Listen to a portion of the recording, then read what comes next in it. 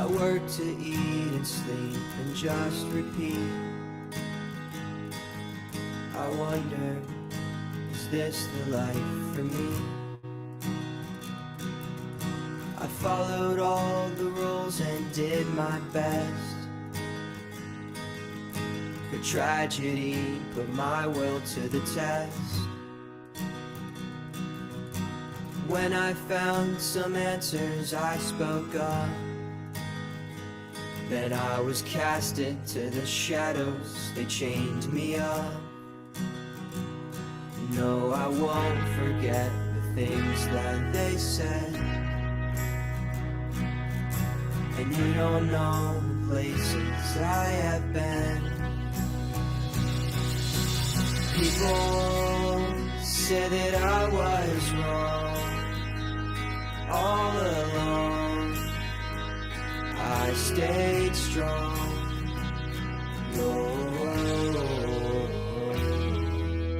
Batten down the hatches. This is the calm before the storm. The system has been broken, and soon will be no more. The tools, they can enslave us, but they can set us free. This is the last stand for our freedom and our privacy. No, I won't forget the things that they said. And you don't know the places I have been. People say I was wrong all along. I stayed strong. I'm gonna change the world for you, my son. Here I am, right where I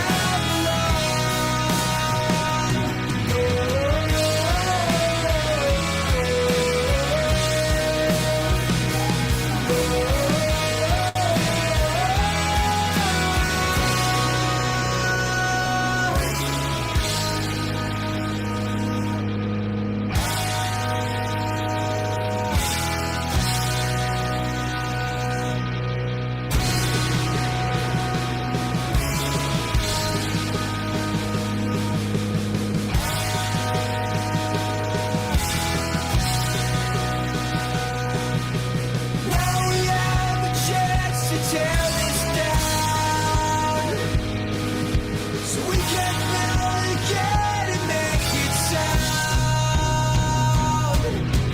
People say I was wrong all along. I stayed strong. I'm gonna change the world for you, my son. Here I am, right where I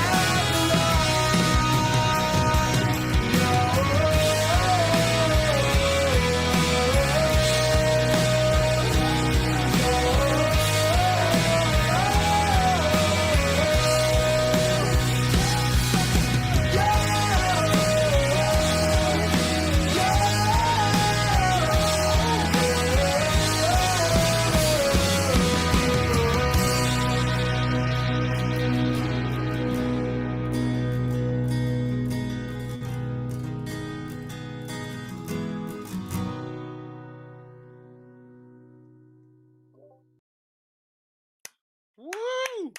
All right, Matt. So that's Yeah. nice job, dude. That's Matt's song, guys. I'll let him tell it to you, but it just came out. It just premiered just recently. So if you guys missed it, that was it. I like it. Yeah. Hey, is that Poetic? Yeah, that's Yeah. me. Yeah, Oh my gosh. Lootz was just showing me an interview you were doing yesterday yeah. about Kordal, and it's just so fascinating, man. And I love that you started young in this industry, like 2013, I Well, think about.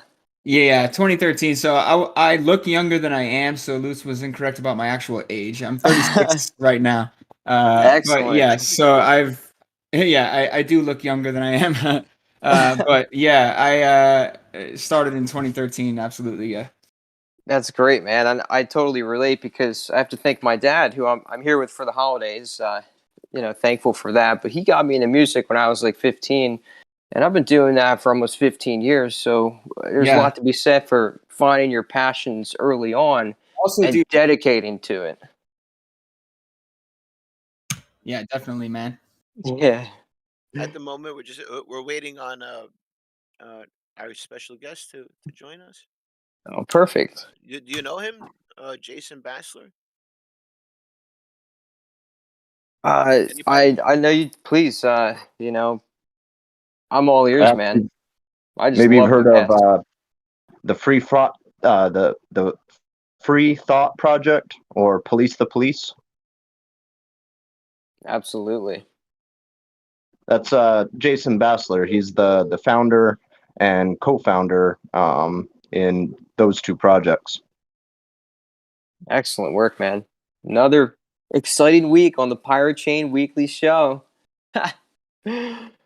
Oh my gosh. Well, I don't want to hold you guys up. I see he just got in here. Yeah, Um, where's our technical analysis, man? yeah. Well, really, there just hasn't been much going on. Just more sideways, choppy price action. It's been like strangely frustrating. It's because it's so boring. It's like watching paint dry, just waiting for price action to take a direction. But we're definitely um, uh, the momentum is building here. Where you know what I mean? Like this market is going to make a huge decision, especially going into this monthly close after Thanksgiving, these holidays. And the emotions are going to be high. So I'm here for it.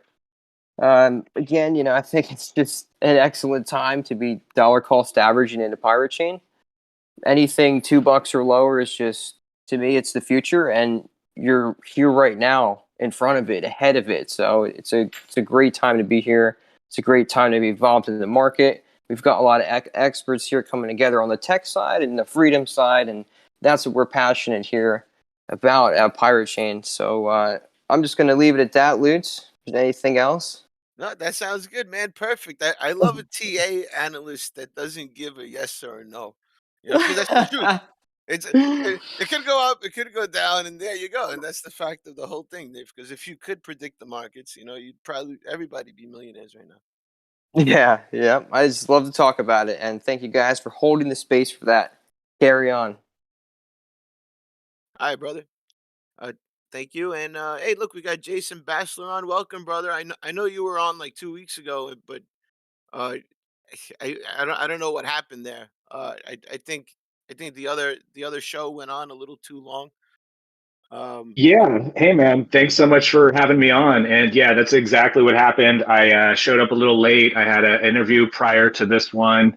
And I think I was on for a brief moment. You even like thanked me for keeping my word and and making it onto the show. And then for some reason, I got kicked off. I guess I didn't uh, end up finishing a captcha or something like that. So I don't know what happened. But by the time I figured it out, it was pretty much time for me to go anyway. So just oh, ended up that's rescheduling. that's right. I thought I did it. I was like, man, maybe I clicked something. I'm trying to figure out what it was. Yeah, I think it was probably more on my end. We don't use Discord too often. I did a few years back, but I'm kind of unfamiliar with it. So I think it was probably me, man. Thank you for coming back, man. I really appreciate you for doing that. After listening to your interview, I've been researching you a couple days, and your interviews, you're exactly like us. You're definitely a pirate, and that's why I had that pirate portrait made of you. Appreciate that. That gave me a good chuckle a few minutes back. Thanks, man. Yeah, I mean, I'd like to think so. I mean, if we have the same goals here, I believe that we're probably in the same boat, pun intended. Oh, well, I Bad joke for you. yeah, the name pirate. I mean, I think it has a deeper meaning because like pirates in history, they weren't bad. They weren't all that bad. I mean, there were a lot of good ones that actually freed people. So that there's a lot more to pirates than meet the eye. You can't just judge the name for its name. Like somebody judging an anarchist because they're an anarchist. It must be something Sure. really bad, right? No, man. Or Come get to know us. sure, the domestic extremist label that they've been applying to us lately. That one definitely makes me laugh.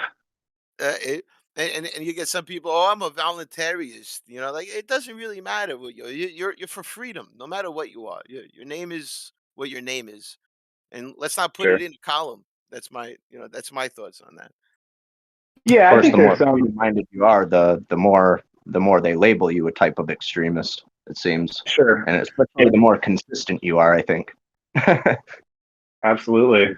Yeah, the more you disavow the establishment, I think that the more you have a target painted on your back, and that's certainly one thing we're familiar with. Nice. So tell us about yourself, Jason. Where did you grow up, and how did you get into, this frame of mind? We want to get to know you a little bit. Sure, man. Yeah. Again, thanks for having me on. So, I currently live in California. I live in the capital, Sacramento. So, it's a mixed bag. They call Sacramento, the Midwest of California. So it's a little bit different. It's not quite the liberal fervor that we have in the Bay Area. There's probably more of a conservative sentiment out this way, but it's still California, so we still have to abide by a lot of the government, state government nonsense. But yeah, I grew up in the Bay Area, and I've lived all over the state. I lived in San Francisco, lived in LA for a bit. For a while, I thought music was my path, much like I guess it was Croetic who was mentioning that a few minutes ago. But Uh, yeah, me and Matt, I think. Yeah. for sure, yeah. Well, it didn't take too long after Occupy Wall Street, which was 2011. So I guess I've been in this world for a little while now, but during Occupy and a little after Occupy, it kind of caught my attention, all the Occupy Wall Street protests. And I kind of realized that I had really no clue where I stood with my ideology, with my worldviews, my political stance. So I just took it upon myself to start, researching and doing as much as I could to absorb information. And like the saying goes, in the age of information, ignorance is a choice. I kind of realized that at that point. So I really tried to empower myself and just take in as much info as I could. Around that same time, I started connecting with some cop blockers and other people who were in the police accountability world, and started really focusing specifically on that type of activism because I felt like that was one of the most important, especially after watching the Occupy Wall Street protests and seeing how heavy-handed the police were, seeing them, the police brutality pretty much was just out of hand. It's gotten worse, obviously, since then. But somehow, some way, I got pushed over to paying attention to Ron Paul. I think right around that time he was running for president as well. And I'm really happy that I started going in that direction. Obviously, the left is a bit fragmented now, not exactly intellectually, there's not much consistency there. So I'm happy that I kind of got pushed more into the libertarian world. Me too. And Me too. yeah, just Ron Paul had a big effect. Actually, Ron Paul is the only one I ever supported. I never even voted before. I hate sure. I hate the system that much. I don't even want to participate. But RP came Sure. out of nowhere, and he was saying like all the right things, man. And I was like, yo, I got to support this guy. Right. Yeah, exactly. I mean, I felt like I was a cheerleader all of a sudden, never liked any type of politician before that. And all of a sudden, this guy is saying the things that resonated with me, and he was basically telling us all the things that we didn't want to hear rather than the opposite of what, politicians do. They tell you everything that you want to hear, they make all the false promises and everything. Mhm. So it wasn't too much longer after that. I think it was 2012 when I founded Police the Police. And Police the Police, for people who aren't familiar with it, it's mostly an online organization focusing on police accountability. At one point, it was the largest police accountability platform anywhere on the internet. We had nearly 2 million fans. And so, yeah, before, I think it was between like 2016, 2018, before our pages and accounts were taken down by both Facebook and Twitter on the same day. Yeah, we had the largest police accountability conversation anywhere. So anywhere online, excuse me, let me specify that. But a year after that, we started the Free Thought Project. So I'm the co-founder of the Free Thought Project, founder of Police the Police. Me and Matt Agarist started the Free Thought Project, and we had immediately like a bunch of success, a bunch of growth. We were focusing on government accountability, police accountability, drug war issues, censorship, two-way violations. Who knew? Who knew Um, that many people wanted to think freely? yeah, right. Well, the thing was, we had a bunch of success right off the bat because we were focusing on police accountability information. But at that time, it was mostly anybody who was in the police accountability activist world were mostly just leftists. But there was a huge contingency of people on the right and libertarians who were interested in police accountability, but they just didn't have anybody to really speak for them. Didn't you So guys that's have kind of a Didn't you guys have a YouTube with millions of people? yeah. Well, we don't have millions of people. We had several Facebook pages that had millions of fans. In fact, yeah, before we had Facebook and Twitter take down our pages and accounts on the Shadow same day, Yeah, they it was like shadow. 6 million, Dude, 6 million fans altogether. banning is real, bro. I I remember. actually wrote, like a tweet to the Congress and governors. Dude, they instantly disappear. They don't even show up. Right. Yeah, that's what Yeah. Kotal can help with, is that deplatforming. That's exactly what we're going after, is being able to rebuild the internet. And our next version, 3.0, next month, we will actually be able to do that. So you guys will not be able to be deplatformed anymore. And Jason, Well, this is this is called the Loot Show. I'm just a guy. I'll let you know a little bit about me. I've been in crypto for about 10 years. I followed so many projects along my journey here, and but I've always had this one goal for crypto, which was everybody's goal at some point. Now it's not anymore.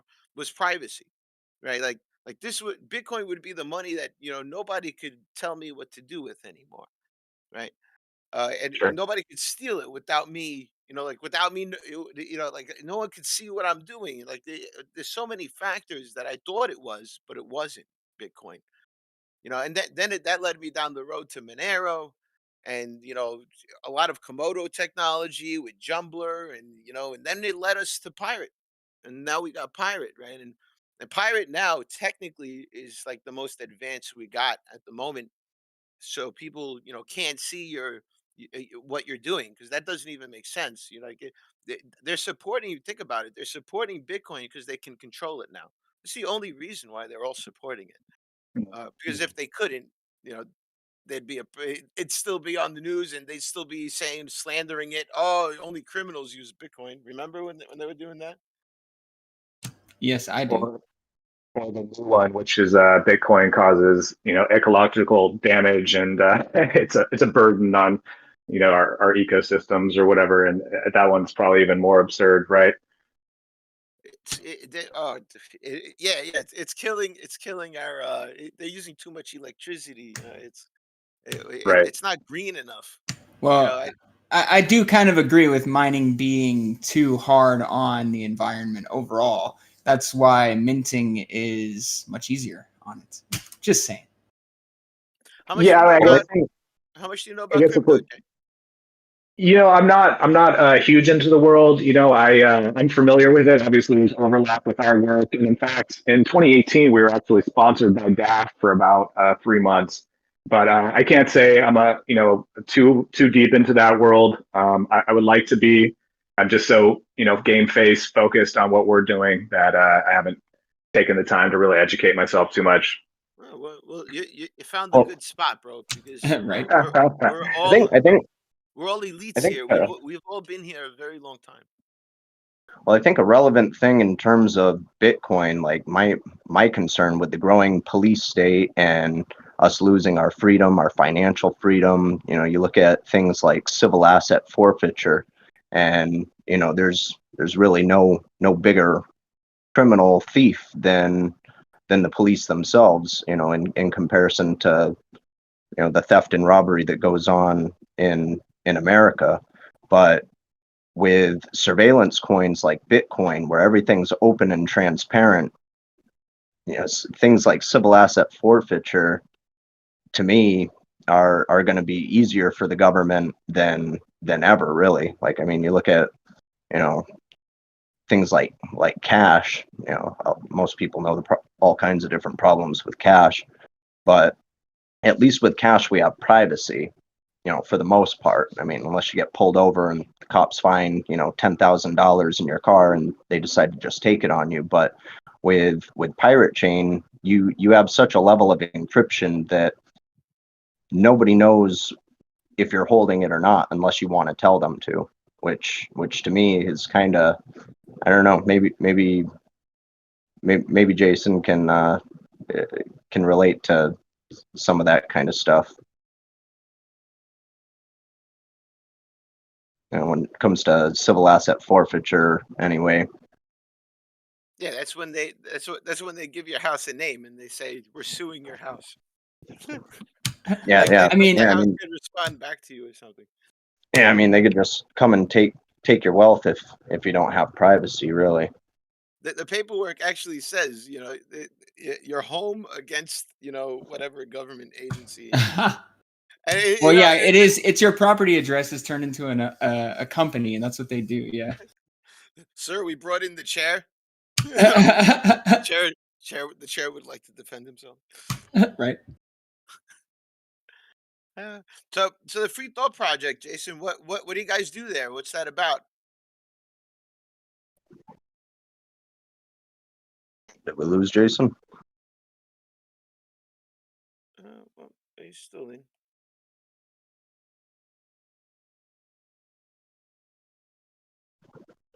Oh, he's unmuting. There you go.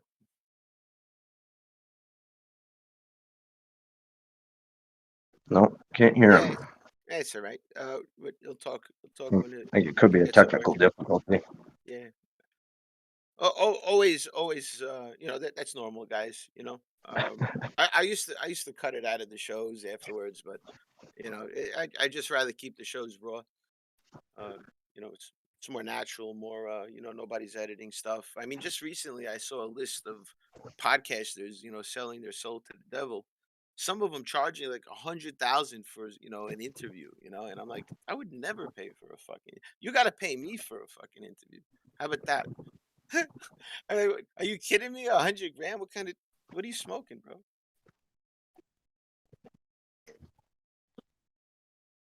You'd be surprised the names on that list. You know them. A lot of them I knew them. I was like, I was really disappointed to see a list of prices. Because that's not what this is about. We're supposed to be educating, we're supposed to doing this out of the love.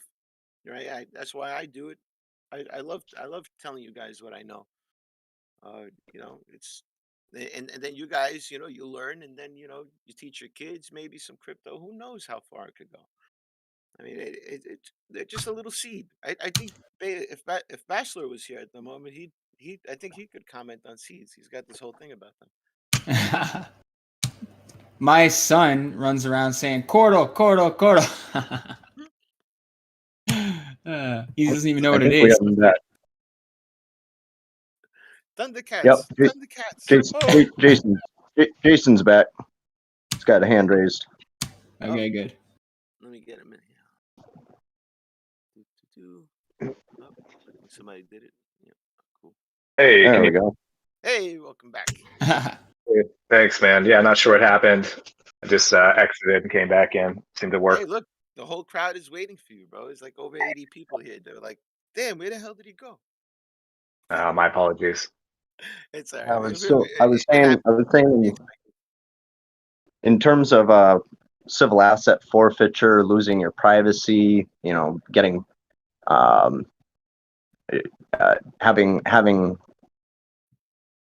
having cash, does still give you a degree of privacy, which the police still often confiscate in the form of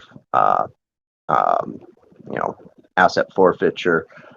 But the concern with something like Bitcoin is losing all of your privacy. What that could mean for a growing police state, for freedom, for the citizenry, for the economy, and the solutions that we have like Pirate Chain that make it impossible for anybody to be able to know whether you're holding it or not.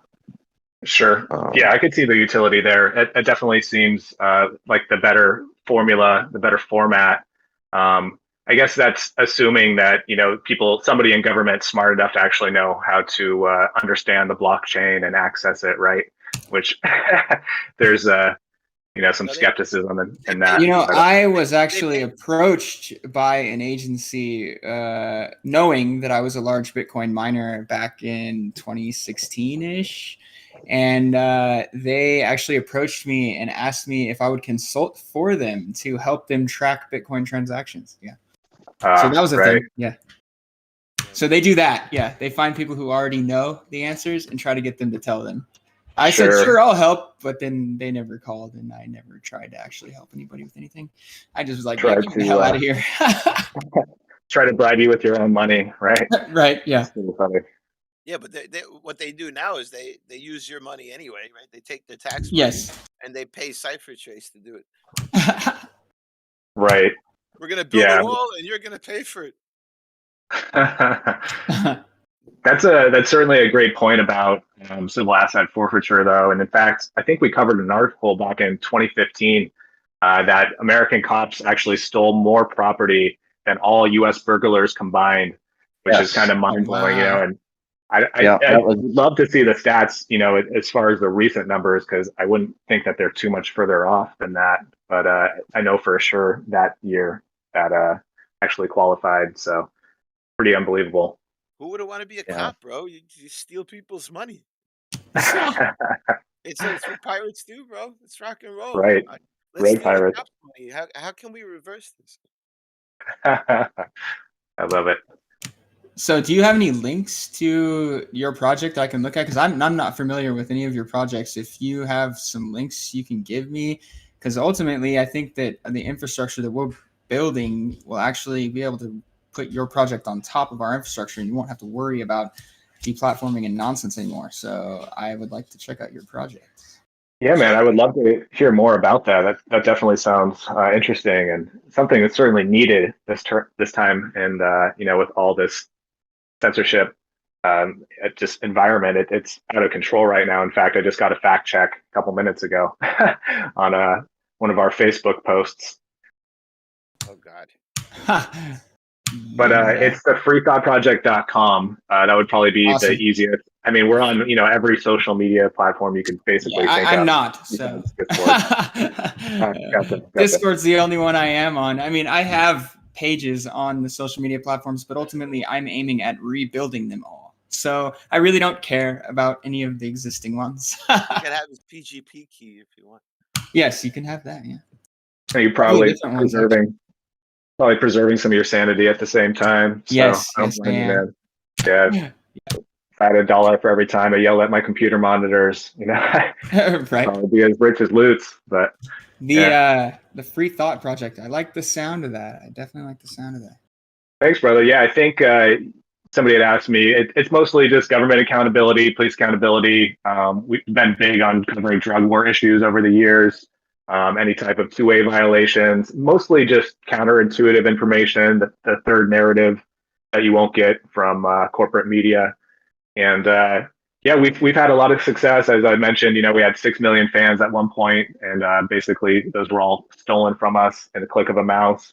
Yeah, that's Twitter what we can and help you Facebook. with. May I suggest another purpose for your website? Guys, when you read those articles on the Free Thought Project website, what I found is that you're actually learning how to defend yourself at the same time, because they actually state, the mistakes that people make and such in the Sure. articles. And they say, oh, this is what went wrong there. So if you want to learn how to defend yourself, there is the Candles in the Dark project that Larkin Rose has set up, and Amanda. You guys should definitely take that class. And then on top of it, the information that's posted on these websites, like, you don't find them often, but like free, what's that? Free thought. Yes, sir. Yeah. Go Well, yeah, I go to that. appreciate you. Yeah, definitely learn, guys. I mean, if you don't learn how to defend yourselves, how are you gonna face the family, your family members, because you're right, you just don't know how to put it in words. Sure.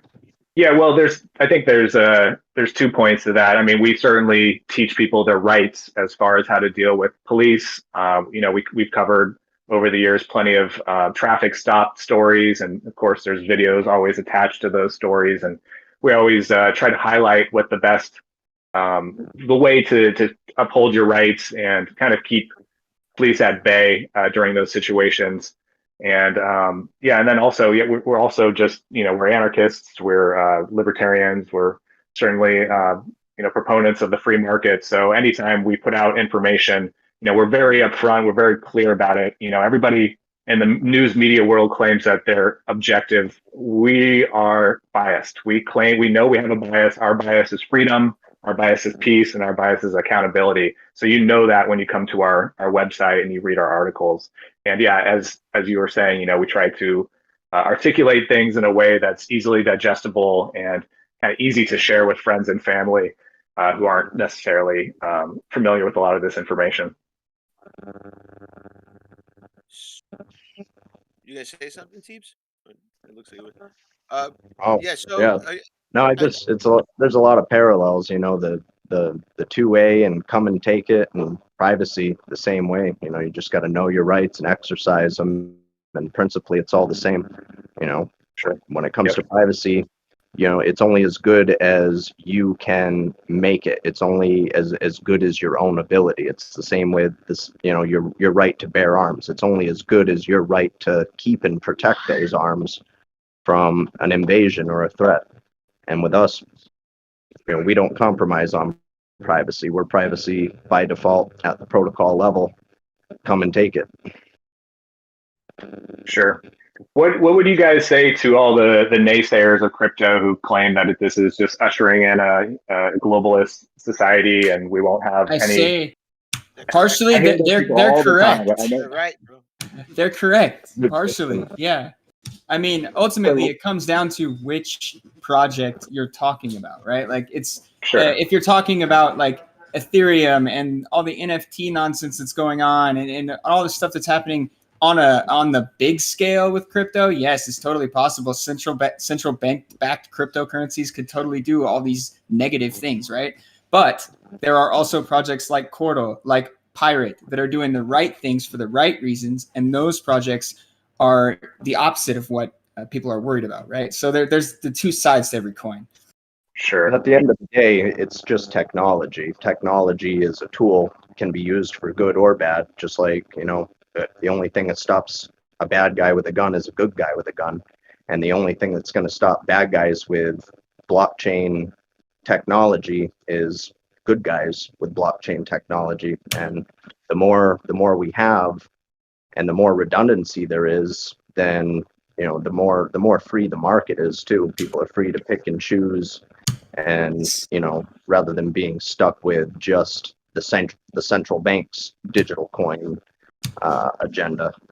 Speaking of redundancy, check this out. So today we actually have 2 times more full nodes on the Cordal network than the Litecoin network. So we're actually officially 2 times larger than the Litecoin network in terms of full nodes. That means that the concepts for Cordal having a larger network of full nodes are working out very, very well.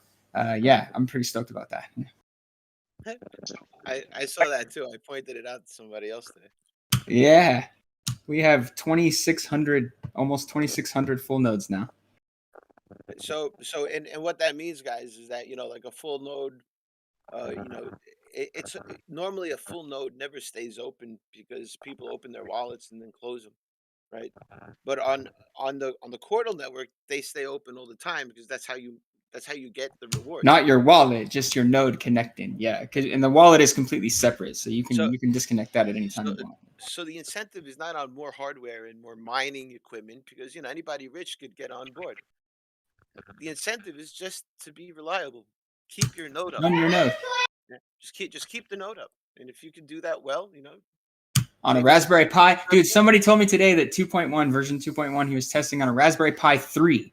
Now that is some really, really low level hardware, and he said it was running great on a Raspberry Pi 3. So that's if you can't run a Raspberry Pi 3, I don't know what to tell you. with the incentive, I just like the incentive factor. The incentive factor is not like proof of stake. Oh, I got to go buy a shit ton of coins in order to get a shit ton of coins, right? Or mining, which is my second favorite. which which is you could buy but still you could buy a shit ton of equipment and still dominate the Yes, you sector, can. right? So I mean, and still doesn't help much in the full node department, where on any one of these networks like I2P, Tor, um, what's the other one? What Bene, interplanetary filing system. Uh, IPFS, yeah. yep. Like they all work. What makes them work well is more nodes, right? Right. So like and they're out there and they're trying to show people and educate them and put trying to say, oh dude, just do it for yourself, motherfucker, right? But people have a hard time learning technology. It's not an easy speed bump to get over. You know, so so the point I'm making here is that the more node that the incentive structure in this is to keep the node up, which will bring a lot of nodes. So who knows how many nodes it could It, have in the it future? increased Thousands and over thousands. 300 yesterday, bro. Just yesterday. Yeah. Yeah, well, So it's finally catching on a little bit. Yeah. yeah, it's getting popular. People are downloading wallets, so Yeah. that's all they have to do to be a node. Yes, Which sir. which is very cool. So Jason, we do you see why we do this, and the reason why I like Cordal is because it's going to give us the ability of anonymous websites, which is not something we could do today. Uh, Unhackable, anonymous, decentralized websites that get more unhackable and more decentralized as more people use them. Yeah. right. Well, I guess yeah. this sounds great. Actually, I kind of wanted to bring something up because, as you mentioned, there are some parallels to my world and your guys' world. As of right now, Facebook is the king of social media or socialist media, as we kind of joke around. But um, so we're trying to move people over to these smaller alt platforms, these alternative social media platforms, but it's very slow. The momentum is very far and few between. So I guess it sounds like we're almost kind of in the same boat because if you would look at like Facebook, maybe on the same terms as like Bitcoin as far as popularity and mainstream, um, people are adopting. Obviously, they've adopted Bitcoin, and the more third parties adopt Bitcoin, they make it easier for the normies and the masses to get involved. Um, so I guess what I'm curious about is like, how long do you guys see this adoption process taking for something like Pirate or Cordal, where where we're seeing right now a very slow migration over to these alt platforms, just because if the mainstream doesn't adopt it, the establishment doesn't adopt it, it tends to be very slow growth. So is that something that you Well, guys are addressing, or is that something oh, that you guys are? absolutely. So the thing with Cordal specifically is that you can run it on any computer, right? Whether you buy a Raspberry Pi to run it, or you buy a device from my company that sells specific to Raspberry Pis that are all custom and ready to go, or you buy a little cheap computer and run it on that. It doesn't matter, right? Like you can run it on anything, and you can get rewarded for doing that as well. So that's the main thing where we are not just saying go run a node because it's great for everyone, which it is, but we're saying go run a node because it's great for everyone, and you can also earn for doing that too. So you can become part of the Cordal minters and mint your own court simply from having your node online after you get a sponsorship and you prove yourself to the network for 7,200 blocks. Then you become level 1. You start minting, you start earning court, right? And as you level up, you earn more. So it's not about having more power. It's not about having more nodes. You're one node with your minting a key assigned. As you level up by contributing your time longer, you earn more. So the veterans earn more than the people who just start in, and it continues that way, right? So it's a reward system that will ultimately make it grow quickly, right? Is It sounds wonderful. Is it targeting like a smaller niche, or is this something No, that it's you're literally assuming? infrastructure. It's a second platform completely separate from what's going on now. So, and eventually we won't even need the internet. We're going to have a mesh network that'll connect everyone. You won't need ISPs or anything, right? Because we're getting rid of all centralized anything. There's no need for centralized anything in Cordal. It's all completely decentralized. and From there's trading to communications to web hosting, everything is completely and decentralized. and there's a lot of other networks, Bassler, doing this, like NYC Mesh, right? There's just like this guy who he's an anarchist, and he goes around setting up these mesh networks for free, where people could tap into the internet and use it. Uh, it's happening now. Oh, Gotcha. the answer to your question is it's happening now. No, it And sounds like you guys in are. terms of adoption, I feel like the more and more totalitarian these governments are getting and encroaching on free speech and they're censoring on platforms, you know, it's just going to push people further and further looking for it. So yeah, Sure. in terms of adoption, I almost feel like, you know, I don't know, just in my personal opinion, over the course of the next 4 years, we're going to see massive growth in decentralized platforms. You know, people looking for hedges against an inflating U.S. dollar, while at the same time, you know, probably learning the hard way why privacy with your money is important. You know, and you can't have fungibility without privacy. So, yeah, in terms of adoption, I can only see this growing unless governments magically decide to turn around and go back in the other direction. Right, right. No, Well, it sounds like you guys are building the future, and all those people who are the naysayers online, asking what would happen if, the government's just pulled the plug on the internet. It sounds like you guys are working on that backup plan. So, I have nothing but respect Absolutely. for that. And the next version that we're aiming for, which is version 3.0, we just launched 2.1 today, actually. So it's a kind of a fun day today. We did that.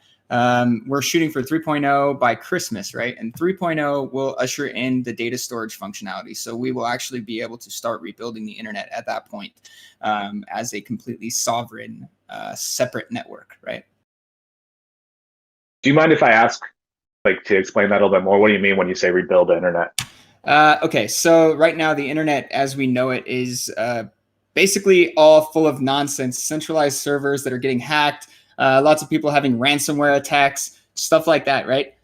All of that is no longer possible with a blockchain-backed data system, right? So we're using the same technology that all blockchains run on, the cryptography, and applying that to more than just money. We're applying it to the data storage as well. So instead of just using it to secure transactions, we are going to use it to secure data and to secure communications and to secure websites and to secure applications on top of those websites and so forth.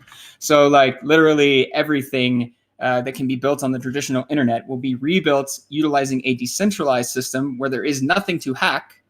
And it's going to usher in a completely new let me way of thinking, right? let me explain that in layman's terms. Sure. Yeah. He takes out the middleman, and, and what and what Completely.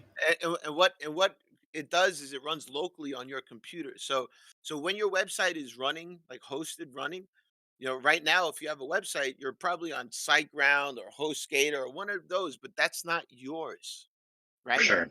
But the whole idea, and in Pirate as well, is everything should be run locally, right? So that nobody could take it away from you but you. So nobody could take that down but you. And so if it's running locally, the only person that could push the power on that button is you to turn it off. And if it's and in the decentralized way he's talking about, uh, it's impossible to take down. And what I was talking about earlier with the nodes, the more nodes there are, the more impossible it is to take down. I certainly understand that, and as an anarchist, I could certainly appreciate decentralization as well. I mean, that's what we've been preaching, and almost all facets. Whether it comes to institutions or just personal interactions, with other people, and I mean, yeah, the more we decentralize, the more control we have over our own lives. So I love it. Yeah, yeah. And I want to go down, start talking a little more about privacy though, because that's something. If I don't know, if you've heard me speak, when I go speak at conferences, I talk about privacy because all these like Cordal, PRCY coin, Monero, Pirate, these are just tools to me, right? To function the way I want to function in life. Um, so but what do you think our like we've lost a lot of privacy over time. I mean, when I was a kid, we've lost a lot more than privacy. I think because of that, we've lost a lot of interaction between human beings. And what I mean by that is when I was younger, like young, like the kids we see now, uh, I was able to throw. Me and my cousin, we were throwing keg parties in Fort Totten, like in the park, right? And people, and there'd be a group of hundreds of kids. The whole neighborhood was there. We all got along. We all knew each other. This is Queens, right? Some people from Brooklyn, some people from Queens, mostly Queens though. But everybody knew each other. It was a great time, and we had good times and bad times and fights, and all kinds of shit happening. And that's an experience to go through when you got older. Now, like Fort Taunton is gated up.